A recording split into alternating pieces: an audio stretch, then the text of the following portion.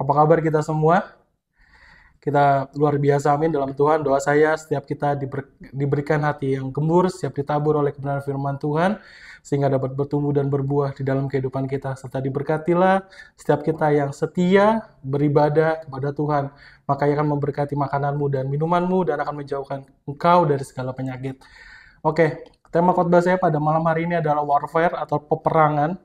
Jadi kita tahu bahwa peperangan itu di dunia ini sangat menakutkan, merugikan, bahkan misalnya berdampak terhadap naiknya suatu kebutuhan pokok, terhadap bahan bakar minyak yang paling berpengaruh ya secara global, maka terjadilah kemiskinan, kemudian hilangnya damai sejahtera yang terjadi di dunia ini. Jadi peperangan itu sangat ditakutkan. Nah, Alkitab mengajarkan kepada kita bahwa ada terjadi peperangan di dalam perjanjian lama, menurut versi perjanjian lama dan perjanjian baru. Nah, kita akan belajar yang pertama dari perjanjian lama. Di dalam perjanjian lama itu secara konkordasi, secara alkitabiah bahwa ada 400 referensi tentang peperangan, banyak sekali. Dan sifatnya adalah itu untuk menghancurkan, itu yaitu konflik militer, konflik antar pribadi, lalu di dalam kitab Pengkhotbah 3 ayat 8 berkata, ada waktu untuk mengasihi, ada waktu untuk membenci, bahkan ada waktu untuk berperang dan ada waktu untuk damai. Jadi peperangan sepertinya direncanakan di sepanjang zaman, menurut waktu dan tujuan yang ditetapkan oleh Allah. Bahkan Tuhan menggambarkan umatnya di dalam Yeremia 51 ayat yang ke-20 itu sebagai palu dan senjata perangku. Denganmu aku menghancurkan bangsa-bangsa berkeping-keping, bersamamu aku akan memusnahkan kerajaan. Bahkan Yesus memperingatkan kita semua bahwa pada saat nanti kedatangannya atau second coming, itu akan didahului oleh peperangan dan desas-desus tentang peperangan. Itu ada di dalam Matius 24 ayat ke-6. Nah, di sini adalah itu adalah menjadi polemik terhadap orang Kristen. Kenapa Allah kita seperti tokoh-tokoh dalam perjanjian lama seperti Gideon, David, Joshua, mereka termasuk banyak pemimpin yang menaklukkan dan membunuh tapi di dalam nama Tuhan Yesus. Bahkan membunuh secara kejam dan tampaknya di situ Tuhan menghasut. Menurut Billy Graham, saya mengambil kalimat dia. Billy Graham adalah seorang tokoh kebangunan rohani di Amerika Serikat pada abad ke-20. Alkitab pasti mendesak bahwa kita untuk berdoa bagi perdamaian dan mendukung mereka yang bekerja untuk perdamaian. Tetapi sebaliknya, Alkitab memperingatkan kita tidak akan pernah benar-benar mengakhiri perang dan konflik. Jadi ini sebenarnya seperti konteks yang berbalik. Nah, jadi kalau kita kembali memperhatikan bahwa perang yang ada di dalam perjanjian lama, di dalam kitab ulangan maupun di kitab Yosua contohnya, nah sebenarnya Allah itu mengizinkan terjadinya peperangan di dalam perjalanan bangsa Israel untuk menuju kepada keadaan sebagai suatu bangsa yang lebih baik. Kenapa? Karena dalam perjalanan tersebut, pada saat Israel berjalan, itu Allah ingin menyelamatkan mereka, bangsa Israel, dari pengaruh buruk, berbagai kepercayaan dan sikap hidup yang tidak sesuai atau yang buruk dari bangsa lain.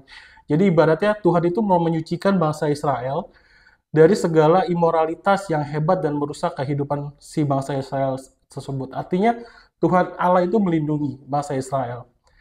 Dineres sebagai seorang teolog perjanjian lama mengatakan bahwa pemusnahan itu dibatasi, ditetapkan untuk memelihara kekudusan Allah yang melindungi Israel sebagai suatu bangsa.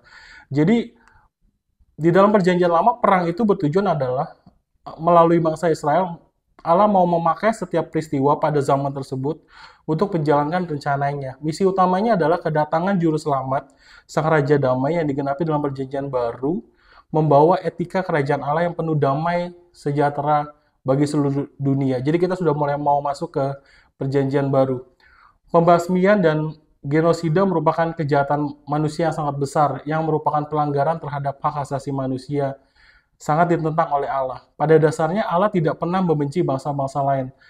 Allah mengasihi seluruh umat manusia. Disinilah kita menemukan bahwa keutuhan akan sebuah nilai atau moral yang sama sifatnya di dalam perjanjian lama dan perjanjian baru. Lalu kita masuk ke dalam perjanjian baru. Apakah kondisinya sama?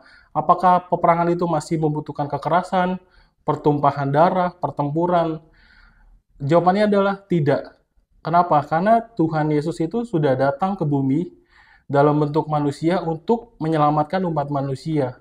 Bahkan tujuannya selain menyelamatkan umat manusia untuk menebus dosa manusia, tujuan yang kedua adalah dia mau mendamaikan hubungan antara manusia dan Bapa dengan Allah melalui karya salib Tuhan Yesus.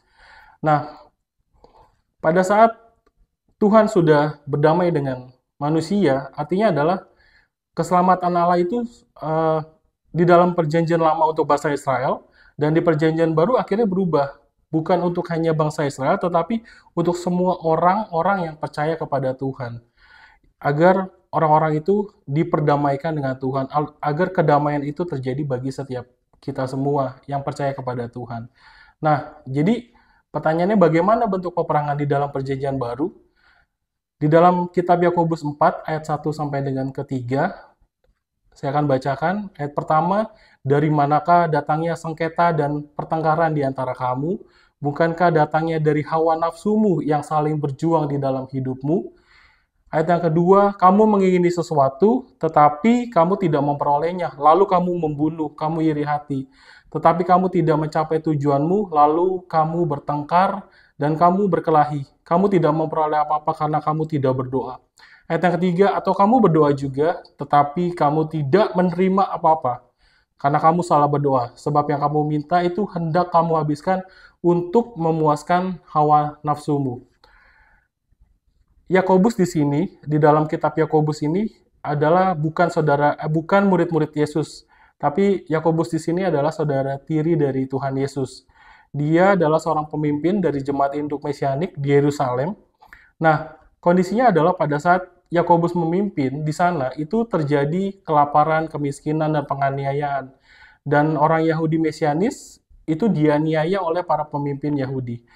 Tapi Yakobus itu dikenal sebagai pilar gereja dan sebagai pembawa damai yang memimpin dengan hikmat dan keberanian. Artinya di sini adalah apa? Yakobus ingin mengajarkan kepada kita, walaupun kehidupan kita dalam saat ini terjadi kelaparan, kesulitan, penderitaan, kesesakan, tapi Yakobus mau mengajarkan kita bahwa untuk kita tetap menjaga hawa nafsu kita, untuk kita tetap mau berdoa, tetapi sesuai dengan permintaan, sesuai dengan kehendak Tuhan, bukan sesuai dengan apa yang kamu mau. Lihat pertama tadi sangat tegas mengatakan bahwa dari manakah datangnya sengketa dan pertengkaran di antara kamu? Bukankah datangnya itu dari hawa nafsumu yang saling berjuang di dalam tubuhmu? Jadi ternyata peperangan itu di dalam perjanjian baru sudah terjadi dalam diri kita sendiri sebagai manusia, bukan lagi secara luar, bangsa antara bangsa, kaum antara kaum, tapi terjadi dalam konflik dalam tubuh kita karena kita ingin memuaskan hawa nafsu kita. 2 Korintus 10 ayat 3-4 berkata, memang kami hidup di dunia, tetapi kami tidak berjuang secara duniawi. Karena senjata kami dalam perjuangan bukanlah senjata duniawi, melainkan senjata yang diperlengkapi dengan kuasa Allah, yang sanggup untuk meruntuhkan benteng-benteng. Jadi artinya Tuhan itu kuasanya kita percaya dia sangat luar biasa. Walaupun kita ada benteng-benteng yang kuat, benteng-benteng yang bukan daripada Tuhan, Tuhan sanggup untuk menghancurkan. Nah, pertanyaannya bagaimana kita untuk menjaga kedamaian di dalam kehidupan kita? Saya ambil firman-Nya di dalam kitab Yakobus 1 ayat 19-27. Yang pertama adalah bagaimana untuk kita menjaga kedamaian dalam kehidupan kita, yaitu menjaga perkataan dan perasaan kita. Itu ayatnya di dalam Yakobus 1 ayat 19 sampai dengan 20 dan 26. Hai saudara-saudara yang kukasihi, ingatlah hal ini, setiap orang hendaklah cepat untuk mendengar, tetapi lambat untuk berkata-kata, dan juga lambat untuk marah, sebab amarah manusia tidak mengajarkan kebenaran di hadapan Allah. Ayat yang ke-26 berkata, jikalau ada seorang yang menganggap dirinya beribadah, tetapi tidak mengekang lidahnya, ia menipu dirinya sendiri, maka sia-sialah ibadahnya.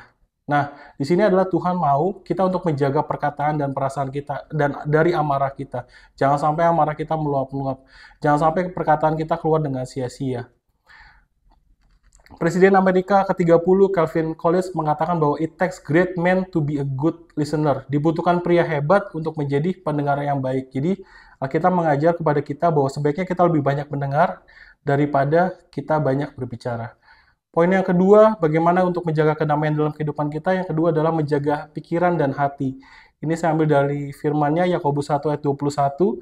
Sebab itu buanglah segala sesuatu yang kotor dan kejahatan yang begitu banyak itu, dan terimalah dengan lemah lembut firman yang tertanam dalam hatimu yang berkuasa menyelamatkan kamu. Jadi Tuhan mau di sini kita itu jangan sedikit-sedikit negatif, ya sedikit udah nggak bisa gitu. Tapi Tuhan mau kita membuang hal-hal itu. Jadi dan kita tahu bahwa sesuatu pikiran yang negatif itu malah menghambat berkat dari Tuhan. Sebenarnya Tuhan itu udah kasih, tapi karena kita nggak percaya, karena kita berpikir negatif, pikiran kita kotor, akhirnya kita tidak mendapat berkat daripada Tuhan. Itu yang Tuhan mau jaga dalam kehidupan kita. Yang ketiga adalah menjadi pelaku firman Tuhan. Yakobus 1 ayat 22 sampai dengan 23. Tetapi hendaklah kamu menjadi pelaku firman dan bukan hanya pendengar saja, sebab jika tidak demikian kamu menipu diri sendiri. Sebab jika seorang hanya mendengar firman saja dan tidak melakukannya, ia adalah seumpama dengan seorang yang sedang mengamati mukanya yang sebenarnya di depan cermin. Nah, jadi Tuhan mau, kalau kita udah tahu firman, kita harus lakukan. Maka itu kita percaya bahwa firman itu hidup, dan firman itu akan menguatkan di dalam kehidupan kita. Jadi Tuhan itu, jadi kedamaian akan ada di dalam kehidupan kita melalui firman Tuhan. Yang terakhir adalah, poin keempat, beribadah dan menjaga kekudusan. Yakobus 1 ayat 27. Ibadah yang murni, yang tak bercacat di hadapan Allah, Bapa kita, ialah mengunjungi yatim piatu dan janda-janda dalam kesusahan mereka dan menjaga supaya dirinya sendiri tidak dicemarkan oleh dunia. Kita tahu bahwa pada saat kita ada masalah, kita yang paling terbaik adalah kita pergi ke gereja.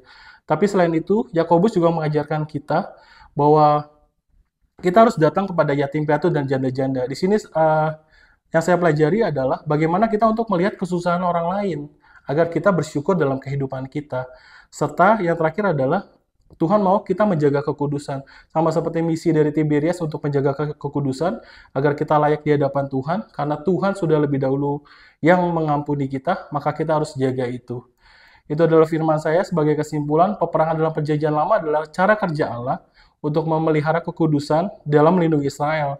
Tapi dalam perjanjian baru, peperangan itu untuk melawan kedagingan kita, agar kita terhindar dari dosa, dari maut, dan kematian. Karena kita percaya tubuh kita adalah bait Allah.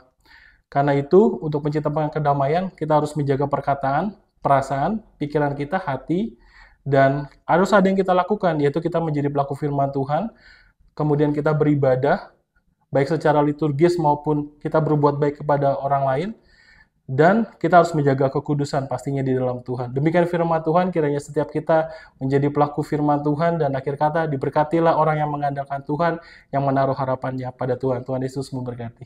Terima kasih Pak.